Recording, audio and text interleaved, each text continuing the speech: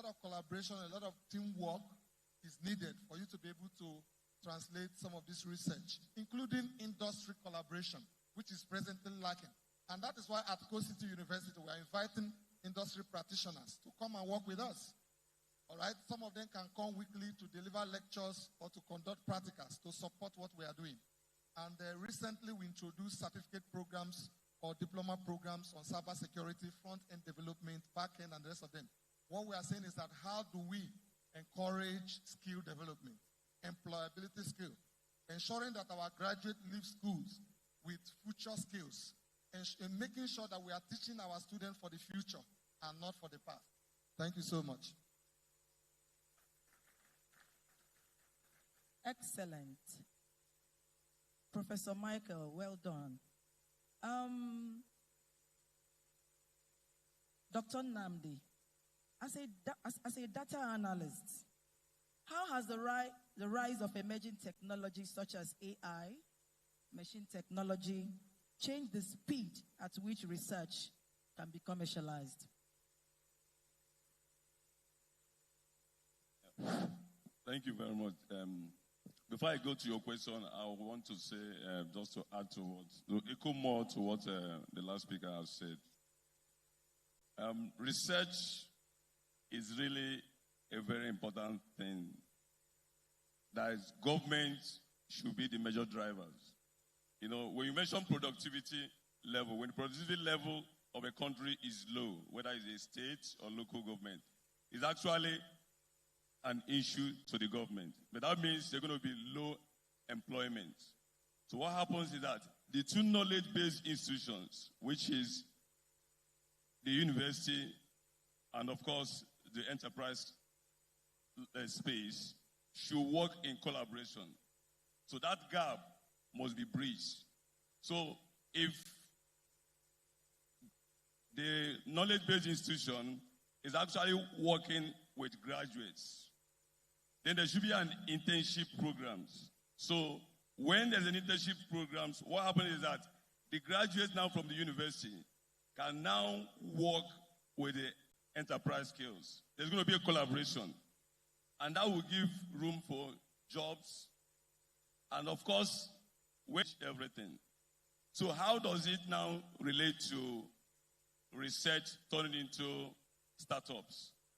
The kind of curriculum that university should design now should be a kind of curriculum that addresses solutions. So what kind of research, even whether it's PhD, students that are doing PhD at the moment, what kind of PhD topics will university design? The topics should also be a topic that solves a particular problem. So innovation is the key. So AI has revolutionized the world. And that should be the aim. So there will be a complete overhaul of Nigerian university curriculum in a way that it can now meet its own counterpart in the world. So that's exactly the first thing to do. So new curriculum designs, which are most times is a collaboration between the university and the enterprise skills. So there should be a collaboration in coming out with a kind of courses that universities should be doing. So research is not, research is not in isolation. It must be designed in a way that addresses a particular problems. So AI is leading the world. And to answer your questions, today, and you know that AI doesn't work in isolation. So AI, the engine of what? Thank you very much. Please, we want to turn to, for want of time, we want to turn to the audience. If you have questions for our panel. Question? Please, before the question, let me just add something to what the last speaker said in terms of the AI or machine learning algorithms. Every technology comes with opportunities, potentials, as well as problems. We all agree that AI can facilitate research because we have a lot of AI platforms or models, including ChatGPT, Grok, and the rest of them, which can actually help students to study on their own, independent learning, personalized learning, and the rest of them. That way, if you have a research-driven student, that person can actually have a lot of resources to play with in terms of making inquiry. All right, a lot of data sets, a lot of publicly available, massive open online resources, which we call the MOOP, to play with. However, it is also a problem. And then again, before the problem, you have a lot of smart simulation labs. Virtual labs are available where you can actually test some of your solutions at little or no cost. Some of them are free, whereas some are based on subscription. However, AI is also affecting the quality of some of the research output we're having in universities. Because it's making some of our students really lazy. You have a lot of students who no longer consult, who no longer read, who no longer think. They all depend on Google or AI tools or platforms. You give a student a research work to do, rather than concentrating on looking for a solution or being original. Novelty is very key. Originality is key. It's been affected by AI because a lot of students now rely so much on leveraging the potentials of AI technologies to cheat, not only in examinations, but only in research, to copy, all right?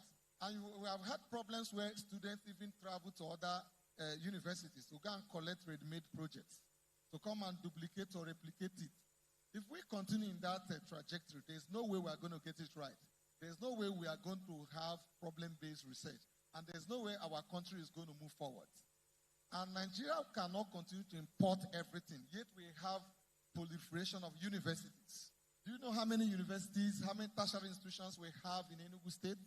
We have in Ogun State.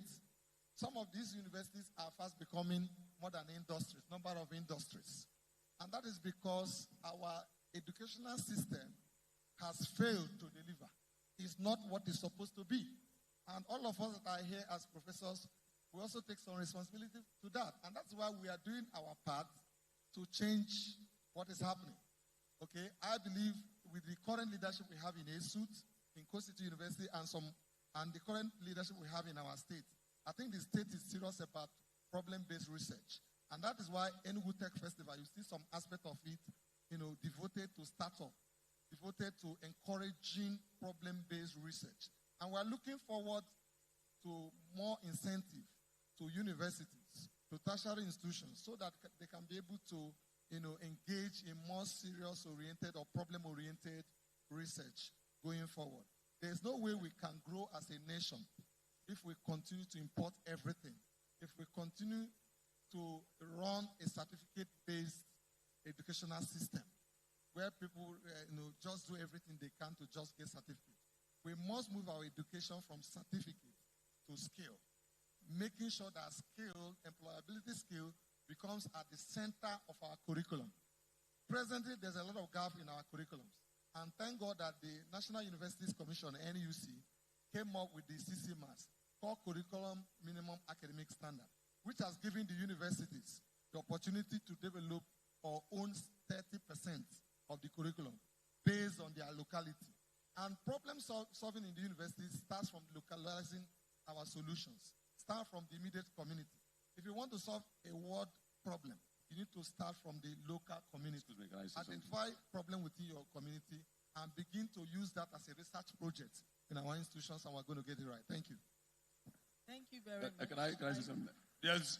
Please, can you make it very brief, please? Yes, 1 minute. What I want to say finally that AI is a very good tool. Because people normally have a lot of controversy about AI.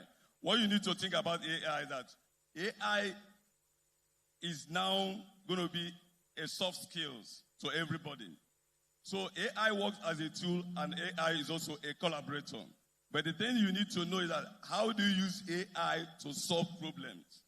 So I know there's a kind of, the developing nations are saying that AI is not something that they are ready to use now. But I can tell you, it has a lot of input.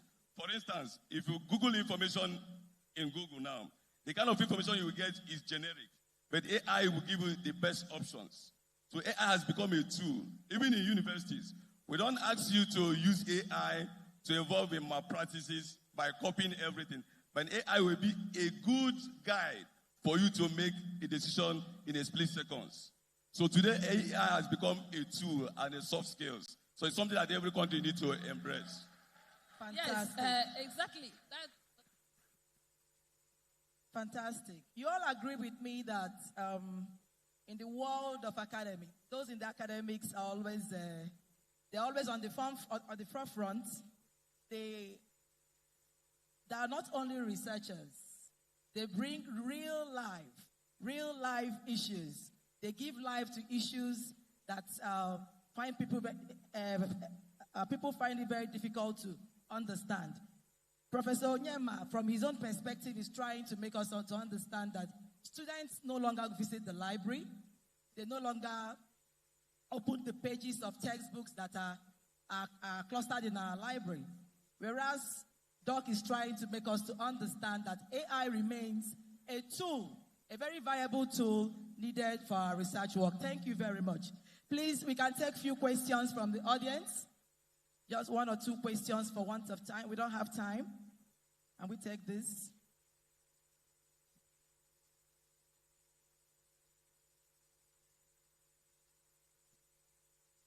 Good afternoon, everyone. My name is Nina. Of course, the importance of AI in research, genomic biotechnology, and data analysis can be overemphasized. Please be audible. We can't hear you. Even though the disadvantage, they can be disadvantaged when it is in misuse. But my question is, can students be exposed early to access grants? Because I think most projects are funded by students. Secondly, you talked about publication being a challenge because publications are used for promotion, it's a challenge. Now, is there a solution to it? Because it's limiting product-based research work. Because most people just want to do publications in international journals for promotions. Now, will industrialization be promoted to just research? When is research-based work are just used for journal publications and not product-based? Because I believe tech is actually growing very fast because most of their work is product-based and not just about public. Can you rephrase your questions? You're not your question. The first question, please. It's not clear. First question. Yes. I said, can students be exposed early to access grants for their project work? Because most project work are funded by students. Thank you. Thank you very much. Okay. Good day, everyone. My question is based on this implementation of these things that have been said about technology in Nigeria so far. Is there a firm? Is there an organization that will send the message to the Senate for them to implement this thing that we have been discussing since, so that they implement it and protest on it in the federal aspect? Yes, so that things will be going at the direction of technology. As in, Nigeria will be a place where technology is allowed, vice. I don't know whether you get what I'm saying. I don't a know. firm that It's not protests. clear.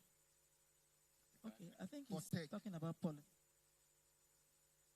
Yes, like I said earlier, you asked a very good question. The political will is very important to do anything. If there's no political will, no matter what we say today, nothing will be implemented. Because the role of the government is to see. You should be visionary, exactly like what's happening in Enugu State for a month, as a good example. So yes, it's good to discuss it. It's good to put it out there. But then enforcement is the role of the government. And you, as an individual, has to also engage by making sure that the right person. I know in Nigeria, you could, at the end of the day, we know how things happen here. But then they are the policymakers, and I agree with you. So whatever we discuss here, if they don't implement it, it will not work. But the thing is that we should know where we are heading to. So technology is the key. And I told you, any country that must move forward, just like an industry, if you are not technological ready, it won't make any progress. So that's where the world is going. And Nigeria, for example, should be encouraged to join the race. Okay. PG level. But if you have a good research that is based on problem solving, you can always approach your head of department or the research and development center available in any of these institutions to discuss your ideas. And then they can help you to assess funding or to write good proposals to appropriate organizations that can develop loyalty, originality, problem solving, and a whole lot of other things, so that it can be attractive to funders, to be able to associate with you, to be able to fund your research. I know it's a challenge, and it's some of the things that ASU has been lamenting over the years. That a lot of students lack the capacity to engage in capital-intensive research. And we are calling on organizations that are here, including the international community, to come and collaborate and associate with universities in Enugu State, so that we can be able to, enhance our research ability and turn our research outputs into product. And I'm also calling on government in Nigeria to be able to reactivate our research or innovation hubs, incubation hubs. We have existing incubation hubs, but they are underdeveloped, they are underutilized, so that some of these ideas that comes up during research can actually be nurtured or breeded to yield a commercialized product. Thank you so much. Thank you very much. Please, we don't have the Please, luxury of time. Let me just say some things in few seconds, just to support what my colleagues here has said. AI is a tool that have come to stay, both for the lecturers and for the students. But the thing is, let it be an assistive tool, not to take all over you. If you don't grasp it sincerely, you will be left behind. Learn it as a skill. And again, NUC and Koren is trying to make sure that our curriculum is indigenous problem solved based, outcome-based education, so that this problem we are talking about, we are starting. We are, in fact, for NUC to have developed CCMAS, Koren to have developed OBE, shows that we have that mindset. But it's not a thing that we just, take over overnight. Across all disciplines, AI, tech is very important. Whether you are in medicine, anywhere you are, grasp tech. And coming to funding, go online. There are a lot of funding bodies. For example, in ASUT, there is an innovation hub we have. And the vice chancellor made it that before every student graduates, you must learn a tech skill before you graduate to make you employable ready. Not when you go out, you start looking for a job. That skill you will learn in the university will make you employable ready. Yes, we are starting. But there are also units that is supporting students' ideation that is solving problem. And at that point, where they have seen that your research or your project is solving a particular problem that is needed in the society, they will call investors to come and see what you have done. And let me tell you, if it is really solving problem and is going to your fund, you will see people that will invest in it. And from there, you start up your business. Thank you very much, Prof. Please, on a final note, you all agree with me that we've explored, celebrated success, and tried to find solution to this problem. But one thing we must leave here with is that the future does not need PDF. It's about time we'll start having prototype. Knowledge is powerful, like we all know. But when applied, it changes the economy. Thank you very much.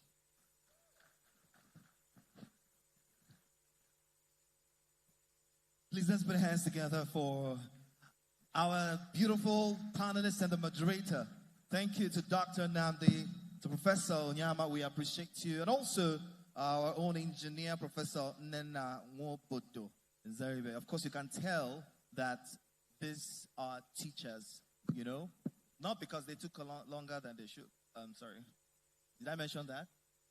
I'm going back to class, so hey, I'm in trouble.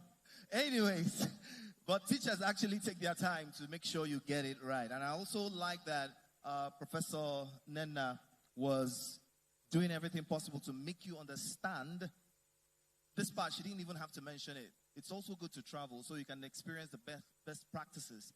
You know, she mentioned that. She tried to even mention some of the countries she's been with. In fact, she laid emphasis on a place she went to, in her words. In her words, when I went to China, I was in Beijing in China. I went to Beijing 3 times. So, did you hear that? Why? So that you can get it. You know, that's how it is. Thank you very much. And of course, they've made mention of AI, and tomorrow we'll be doing a lot of conversations around that. We'll be talking about, it's called the Web3 Day. So we're going to talk about AI, blockchain, emerging technologies, infrastructure, Web3, and the future of digital economies. Having said that, we're moving straight to the next thing we have on our agenda, and that's another fireside chat. We are close to the end of the day. But this one is titled Multi-Perspective View of Funding Trends, Opportunities, and Challenges. And we have some fantastic panelists to help us with this. But to lead as a moderator, I'd like to just call her the finest face on TV, on national TV. She is a presenter and newscaster on Afia TV. She is, please pardon me to use the word, the beautifulest face on our national television. I'm sure some of you can already guess who I want to invite. But ladies and gentlemen, it's my pleasure to bring up on stage a graduate of the Department of Mass Communication from the only University of Nigeria, Nsukka. Please, let's put our hands together for Ms. Nathalie Ukwu as she comes up on stage to introduce her panelists to us. Keep clapping now. I know they like fighting. Let's keep clapping to receive her. I'm sure she's going to introduce some of the brilliant minds that we have also as panelists here today. So let's go to that. Please put your hands together for her again. Thank you so much, Lorenzo. Thank you so much, everyone, and good afternoon. I'm sure it's still afternoon. And I'm now considering going to Beijing after listening to Prof. Nena. It was a lovely panel discussion. So I want to start this way. First off, I want to commend the Enugu State government, especially the Ministry of Innovation, Science, and Technology, and Eliezer, as well as his team, the organizing team that have put this together. On the morning show this morning, I just kept saying that by the very end, Enugu people will have more to look forward to than just the roadblock, because now we have more things happening annually, and I think this is actually growing on all of us. So without further ado, we're going to go straight into the topic, which is, of course, building wealth in a high inflation economy. Now, many of us know that things are tough. I know many of us want to be able to buy anything, even without looking at the price tag. But unfortunately, that's not the way things are. So I don't have all the answers, but there are some special guests who definitely do. So I want to invite to join me, NAEOB, who is a Chief Marketing Officer at RiseVest, as well as Napa Ousa, a seasoned business leader. So I would like them both to join me quickly. Please make welcome and round of applause for them.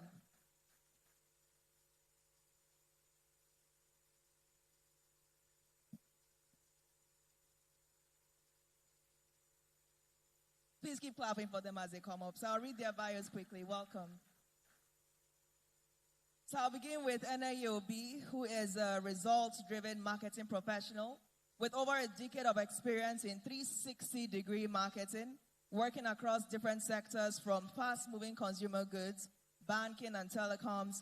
She has a proven track record of developing and implementing multiple successful campaigns that deliver return on investment, and is listed among the top 109 female strategists to watch by the group Think UK. And of course, she's smiling at me. Beautiful blazer, which of course I'm leaving here with. Welcome. And right beside her, we also have Napa Owosa, who is a seasoned business leader, entrepreneur, and investor with over 25 years of experience in some of the world's leading technology and consulting companies. And her career spans roles at Amazon, of course. We also have Google, Visa, Microsoft, Cisco, and SAP. So it's a woman, I think now it's women supporting women. So great to have you all. Of course, NAE is in the blue jersey. And of course, we have Napa in the brown blazer. So we're talking about wealth.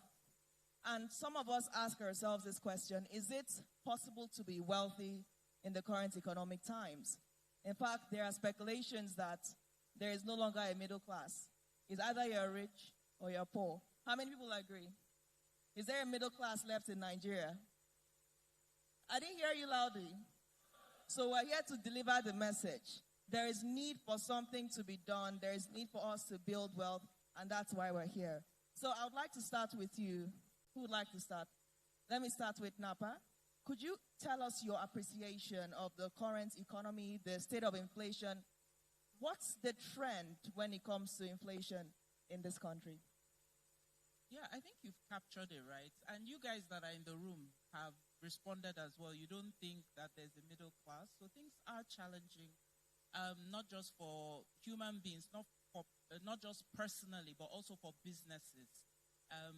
We're also seeing increased prices. We're seeing increased pressure. But we're also seeing initiatives like what Enugu State has done that's opening up some of our cities, some of our states for new investment, new engagement. So the thing that is caught in the middle are human beings, of great things happening in Nigeria, but also the challenges of living in Nigeria. So yeah, it's a delicate time for us all at this stage. Okay, so let me come to you now, NAE. Now there is this speculation that, and I know many of you can relate, especially the youth. You've probably heard this before.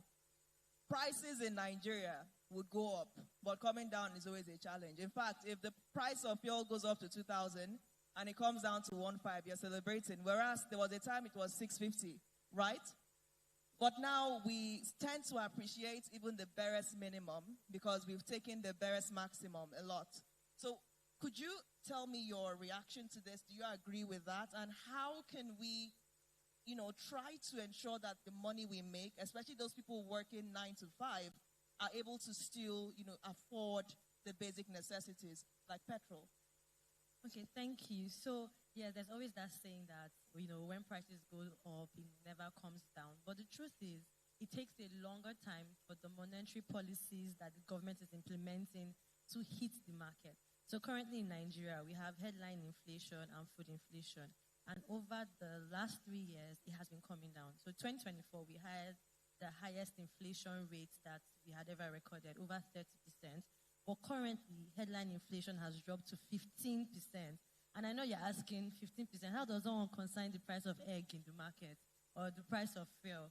But as long as these policies continue to take effect over time, we would see that the prices of these things would come down because, Nigerians are more concerned about food inflation. That's where statistics show we spend 50 to 60% of our income on food, especially like the middle class that we are supposed to be having. So for someone in the 9 to 5 or for students, you need to start investing, to be honest. I was praying to God that this won't happen, but it finally did. Okay, so yeah, we need to start investing, right? And you may be thinking, investing is for people that have money or people that are rich. No, investing is for everyone. And the good thing is, we're at a tech conference. You have a lot of tech apps that are available to help you access both global and local investment. A good example is Rise, right? The brand I work with. On this platform, you can start saving with whatever you're comfortable with. You don't need to just keep your money lying there in the bank and then that money is not doing, because over the years it's losing value. The amounts that you could spend before, you can't spend that anymore. And that's very true. So Napa, I would like you to contribute to that conversation and also adding to what she said. What's the best way that people can build wealth, especially when you're told if you leave your money sitting in the bank, you're probably going to end up having less value because the value of the money will keep dropping with the high inflation. So what do you advise as a business leader? Okay, so I actually wanted to add to what you were saying. Apart from investing, this is the best time to start a business. And you guys are at tech conference. So some of you are business owners, some of you are students. And I was talking to a couple of students over there, and they were saying the workload doesn't allow you to explore some of these new things. There are a couple of tools you can look at to help you start a tech business very quickly. I don't know how many of you have heard of Lovable. Lovable, fantastic. There are a couple of you in the room. You can actually spin off an app. There's somebody, I forget his name, but he actually got to 85,000 users in 16 weeks. And it's on a Vibe-coded app. So consider that. So just back to your point on building wealth. Let me ask you guys another question. How many of you listen to Flavor Nabania's music here? Nobody in the room. Please, if you do listen to Favor Nabania, let me hear you say a couple I. of people. I. So you have your audience. Oh, very nice, very nice. So you see his videos, you're seeing money, people that have the spirit to spend money. We have this idea that making money in Nigeria is instant. The truth is that, yes, sometimes there are interventions, whether divine or from business or from investment. You invest in a great IPO and you get a return and you get a spike in the money you make. But the truth is, true wealth is built over time. I'm sure a lot of you have heard of Warren Buffett or Buffett, as some of us say. You've heard of some of these very wealthy men. And sorry, let me just interrupt quickly. So the key question for us now is how? Because we know these industry leaders. We actually aspire to be like them. But how? What do we do to become as wealthy? So Ene has mentioned one, invest. Rise up is great. Compound interest makes sense. And that's where your mindset must come in. As in, when you invest, you're not going to invest and make money immediately. However, there are some opportunities that present themselves, like IPOs, that you can take advantage of, even with the small amount you have. So this is where I'm coming back to mindset. But because your mindset is one of, I am going to Igbozu from today, the thing is you do not take the time to learn about how to invest, and you do not take the time to invest small and continue to compound with interest and growth. The second thing is to start a business. The business can be a tech business. It can be a business that's just buying and selling. Another way to get wealthy over time. But when you're building your business, you must also learn how to run a business. Because some of us feel running a business is you buy something and you sell it. No, you want to build a business that grows, right? So that's the second thing. And then the third thing is truly wealthy people. Their wealth. Sorry, before we move to the third thing, let's talk about the second. Because some people believe that not everyone is supposed to be an entrepreneur. That being an entrepreneur determines or demands that you have some skills.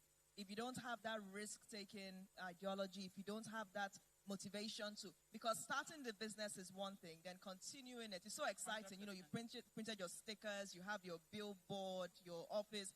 Then day two, you realize it's continuous, right? Yes. So could you speak? Can everybody start a business? So there are two types of entrepreneurs. There's an entrepreneur. This is where you are selling outside a product or a service to external people. And then there's an intrapreneur. This is somebody that is in an organization and you look for opportunity in the safety net of your pay slip, and you look for opportunities. So for example, I run a revenue consulting firm. That means we help people that their businesses are not making money. We help them find money for their business. There's somebody in our team that came up with an idea for us to start doing program management. She's getting a commission on that deal, and she's making money from it. She's an intrapreneur. She has not left her job. She's getting her money. She's receiving her salary. So if you're an entrepreneur, look, there's nothing you can't learn on YouTube. There's really nothing. You have to have the mindset to be able to learn how to run a business. There are many online free business accelerators. There are many programs you can use. This tech conference is a perfect platform to start. So you're correct. All right. I usually am correct anyway, so thank you for acknowledging. I usually am correct. So thank you for acknowledging. And you're correct as well. So let me come back to you, Nai. Now, I have a very interesting question for you. So one of the last panelists spoke about the elections, by next year, we'll see all of the candidates heading to the polls. And some people wait for every 4 years to make money. And that money they classify as wealth. Is that real wealth? And what classifies as real wealth? That's an interesting question. So that is not wealth. That's just cash. That's money, right? So when you talk about wealth, you talk about assets. So I can give an example. Someone may have 200 million in their bank account, and someone doesn't have up to that, and you may think you're wealthier than that person. However, that person has other assets. So you can think of things like landed property, business. When they do the net worth of billionaires, they are talking about the assets that they have. So as an individual, okay, this may sound big. Let's bring it to, Enugu Tech Fest to the students. You need to start investing in assets. And the good thing is tech has made it accessible for you. You don't have to have huge income. You can download apps. To be honest, this is a beautiful time to be building wealth, right? You can download apps. You can invest in ETFs. So ETFs are like equity trust funds. Okay, that so help you you build spoke wealth. about assets. In your view, what's the best way to accrue wealth? Is it by saving the money in the bank? Is it by buying foreign currency, maybe euros or dollars? Or is it by, buying stocks? What's the best idea, especially for Southeasterners? Because I want us to speak to the concerns that the young ones here have, right? Some of them, they've made some money. It doesn't feel like anything, but they don't know what to do with it. It's too small to buy land, and then it's too big to carry around. So what do you suggest? So I'll suggest we start, so you can split the money, right? There's the 20-20-60 principle. So out of that money you've made, decide that, okay, I want to start investing. The simplest option you can start with is investing. Before, you needed to go to a bank, access a stockbroker, but you don't need that. On your App Store, your Play Store, you have different apps that can help you put that money into government bonds or treasury bills, right? That's basically how you can start. You don't necessarily need to even just leave it sitting in the bank. You're not going to get substantial interest. And again, that money is losing value. That brings us back to inflation. So if you leave that money sitting in the bank, next year it can't afford what it can this year. But when you put it in an instrument, so you diversify, that's what I would suggest. Okay, so let's talk about the challenges that emerging technology has posed. How many of us remember MMM? Ultimate Cycler. Do you remember them? The schemes. And then when those schemes disappeared with people's money, it turned millionaires into, what's the opposite of a millionaire? What if you don't have up to 1,000 naira? A pauper. Okay. So it turned lots of millionaires into paupers. Then we had other schemes as well that disappeared, right? And it really led to a lot of distrust, especially among the older generation as well, our parents who believe that many of these apps may just disappear. They don't trust those apps. Some people will tell you, if I use this app, I'm going to eventually transfer my money out. I can't leave it there. So what is the best kind of platform to save this money? Let's come back to you now. What's the best way to save this money, and what apps could be used? Okay, so generally, I agree with Annie. It's investing. Let's put investing front and center. I think the government has made it easy for us, actually, because for a lot of these apps, they have to be regulated and licensed by regulatory bodies. In some cases, CBN, in some cases, SEC SEC. So you have to do your due diligence, right? We cannot be ignorant when it comes to our money. The goal is whatever amount you have, you need to multiply it, and it must be multiplying in a way that is taking you towards a wealthy position. So always check the app. Check whether they're licensed, check whether they're regulated, look at their track record, look at their founders, look at who underwrites them, if they need to be underwritten. Make sure you do all of that. So there's some apps that I would never, ever put money in because I don't believe there's enough information out there that gives me confidence. Just for the sake of enlightenment, could you list some of those apps that you would never trust? Oh, no. Why not? Oh, no. Oh, I trust Rise. Okay. I can say I trust Rise. Okay, so let's balance it out. What are apps that you trust and those that you don't trust? Okay, so let me put it this way. If your fintech app is still in MVP stage, you are still doing validation or testing, you launched just a few months ago, I would not put money there. Okay? If the app is regulated, licensed, and has been operating for quite a number of years, I will feel very confident to put money there. I also believe in separating my investments. So all my investments don't sit in one place. There are some banks that do ETFs. You can also leverage them. And then there's some platforms like Rise that do investments as well. You do that.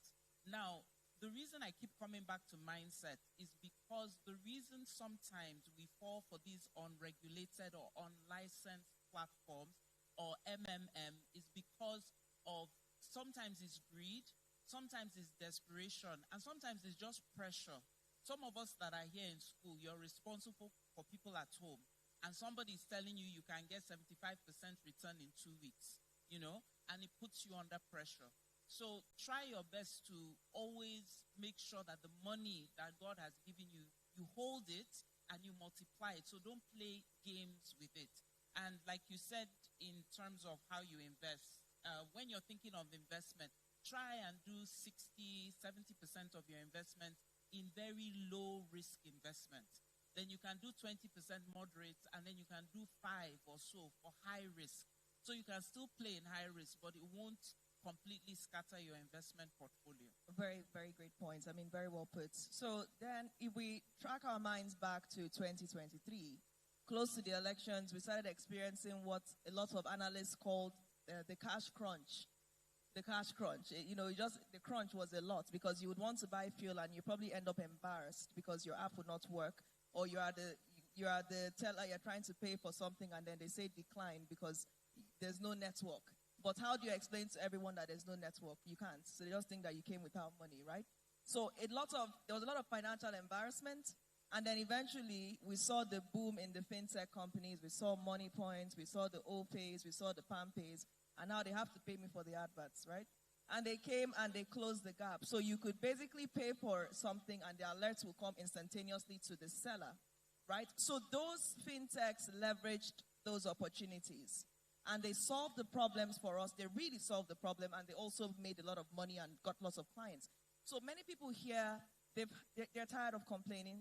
They've heard about the challenges, and they just want to know what opportunities exist. How can they leverage off this high inflation to build wealth? Let me come back to you, Anae. Okay, so one thing to just say to the last question you asked before I answer is also before you invest, you need to know what the companies you're investing in, what they use your money to invest in. So they need to show you that, okay, say for instance, they invest in real estate. They need to show you the real estate properties and then how they can make returns. So if you don't know the structural foundation of how they make money, that's a sign that you shouldn't invest in that company. So now to your question, right? The opportunities. Yeah, the opportunities. So there are many opportunities.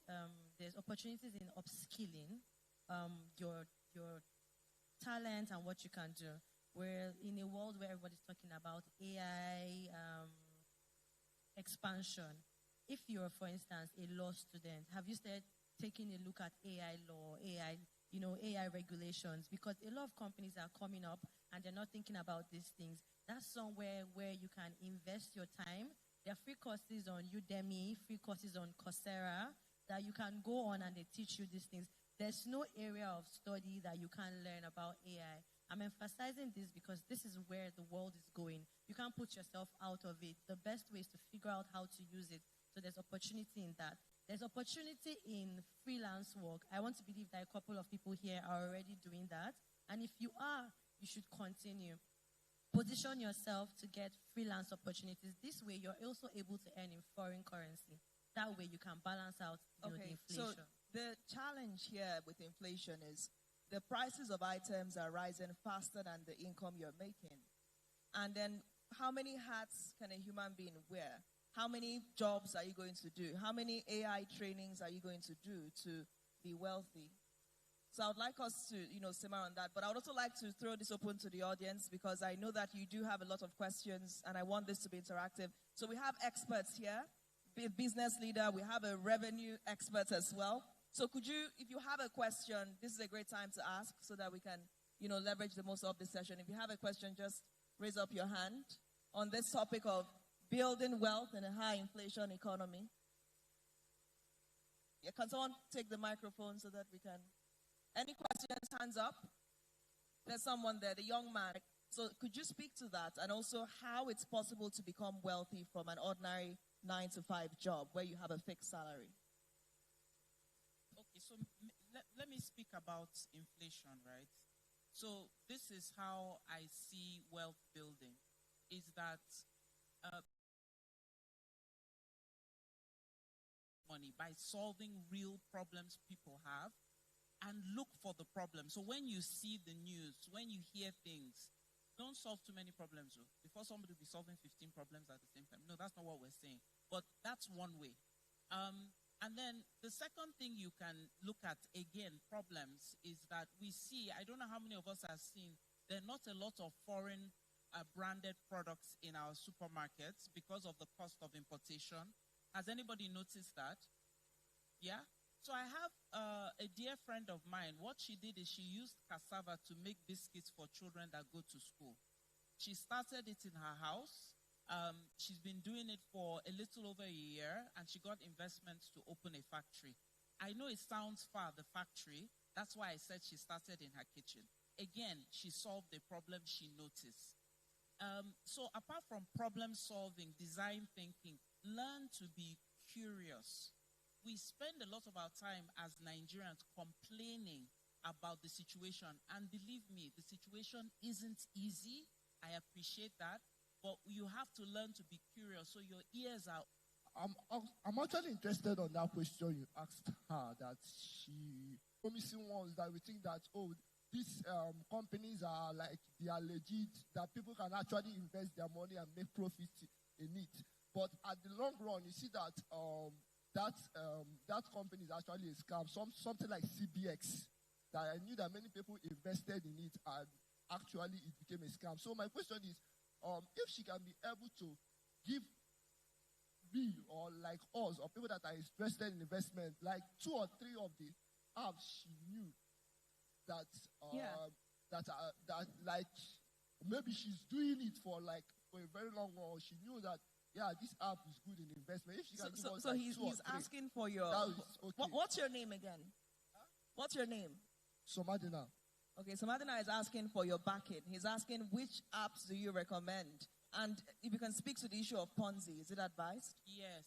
So when I was a student, I did fall into one of these scams. Let me be very transparent. Clarify, is it advised or not? Sorry? The issue of Ponzi, investing in Ponzi. No, it's not advised. And I did it once and I never did it again. Because you don't have a lot of money, right?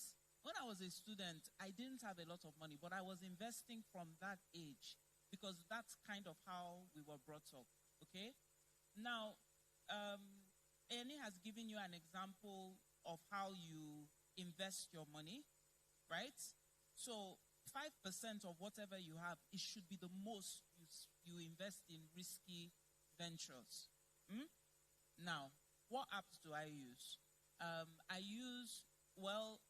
only started using Rise today because I heard of the returns. So I was actually chasing her real. The return is wonderful.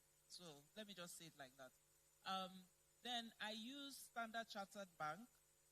There's an ETF.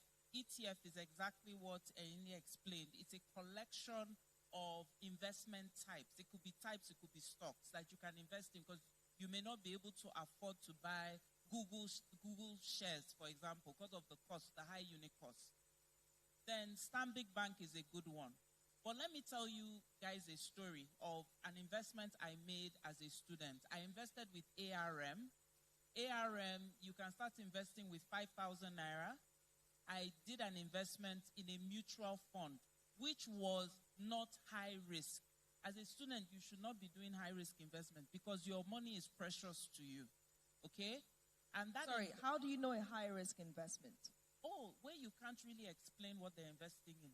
Number one, exactly what you said. They can't explain what they're investing in. They just say, guy. You hear a lot of guy. They're promising returns that don't make sense. They said this will bust your brain. It will. But not in the way you hope. It will. Don't do it. He's telling you you're going to get 100% investment 2 days. It's not true. And that's why I say your mindset has to be, I will be wealthy. Not I am going to be wealthy today. Okay? Now, this investment, I made it as a student with ARM. You can start with 5,000 naira. I think it's 5,000 naira. It's a mutual fund, so it's low to moderate risk. And real investment firms will show you